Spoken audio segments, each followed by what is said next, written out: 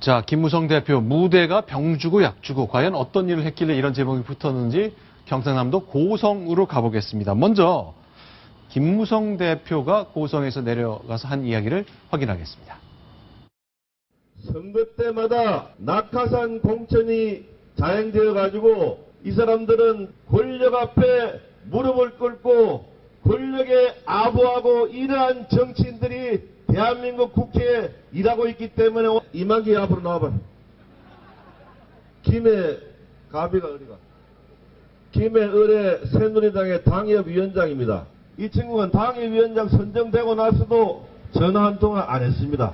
이것이 정당 민주주의가 새누리당에 정착돼 가는 과정이 아니겠습니까, 여러분? 내년 4월 총선거는 100% 상향식 공천을 갖다가 제가 반드시 이룰 수 있도록 여러분 앞에 약속드리겠습니다. 지금 제가 영상을 보니까 이만기 이리 나와봐.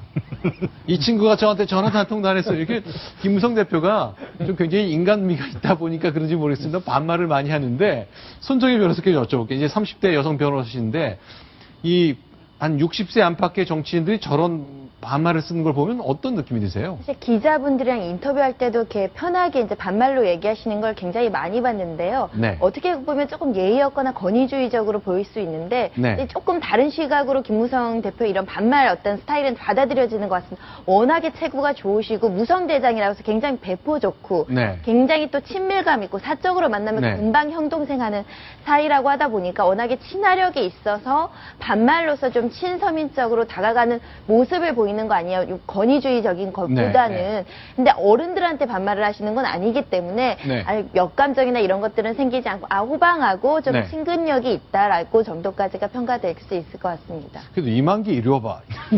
이건 그 50대, 그러니까 수십 년 전 천하장사를 지낸 정치 후보인데 어쨌건 그런 모습이 굉장히 인상적이네요.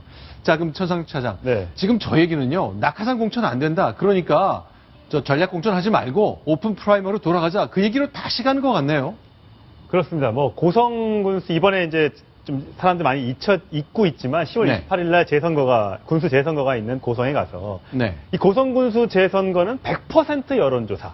네. 국민이 원하는 후보를 공천했다. 네, 네. 앞으로 모든 선거의 공천 다 이렇게 할 것이다. 분명히 봐라. 고성군수 재선거에서 네. 이번에 공천받은 사람이 반드시 된다. 걱정하지 마라. 이제 이렇게 얘기하면서 내년 총선 과정에서도 이걸로 밀어붙이면 우리가 분명히 승산이 있다. 이 얘기를 하고 싶었던 거죠. 근데 새누리당 간판 달고 경남 고성의 군수후보 공천 받으면 대체로 되는 거 아닙니까? 보통은 되는데 일단 네.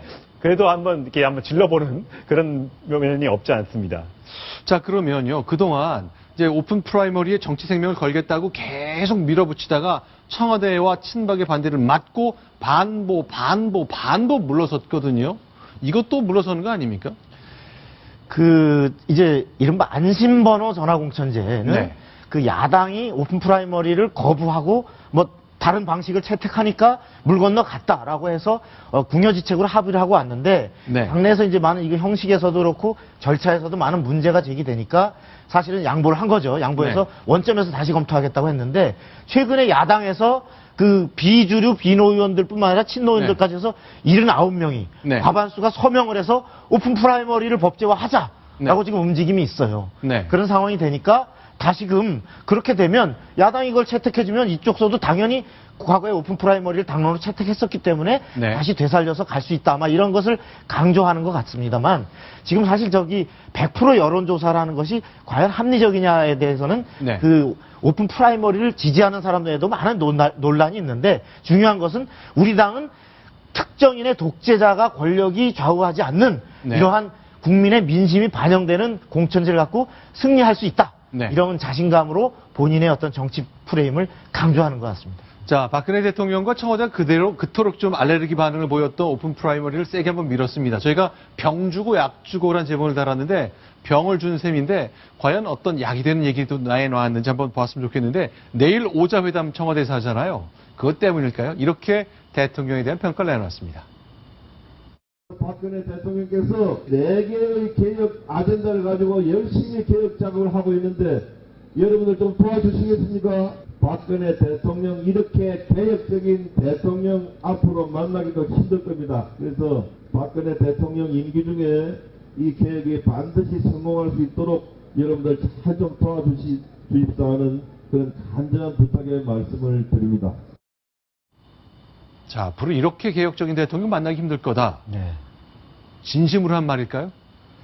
진심이라고 생각됩니다. 네. 왜냐하면 그 내일 실제로 이제 대통령하고 여야 대표 원내대표 오자회동이 있잖아요. 네. 거기서 아마도 치열하게 야당이 국정교과서는 절대 안 된다라고 네. 하고 또 여러 가지 경제 정책에서도 이거 정책 실패했으니까 바꿔라라고 네. 할 텐데 박근혜 대통령과 한 목소리를 내는 대목은 가장 중요하게 지금 국정교과서 이 역사교과서 바로 잡아야 된다는 데 대해서는 굉장히 본인이 대통령과 신념이 일치하고 있고 네. 또한 노동개혁, 그 네. 4대 개혁 중에서 특히 노동개혁 경제활성화에 대해서도 한 목소리를 내고 있기 때문에 네. 이 부분은 적극 본인이 뒷받침하겠다라고 하는 아마 오늘 그 미리 이 부분을 선언을 하는 거 아닌가 싶습니다.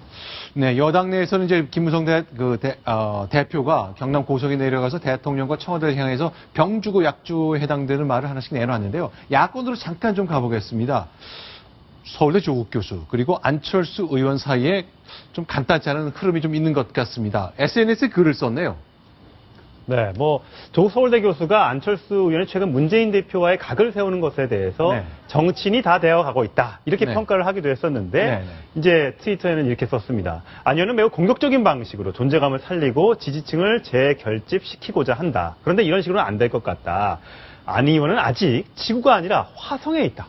안철수가 부활하려면 새정치 비주류 정치인처럼 움직이면 안 되고 문재인 대표의 손을 잡아야 한다.